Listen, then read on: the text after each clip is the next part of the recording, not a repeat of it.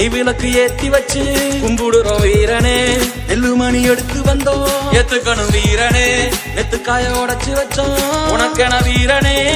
கனிய பறிச்சு வந்து சாமி முழு சாப்பாட ஏறிட்டோம் சாமி உனக்கு கட்டுப்பட்டு சாமி உசுர கொடுத்து நிப்போம் சாமி உதிர திலகமிட்டு அறுபடை வீடு வந்த திருமுருகன் அவன் தளபதியா வீரையில குறைகளை ஓடி வந்து தீர்க்கின்றவன் ஆலமரம் போல நின்று காக்கும் வீரே.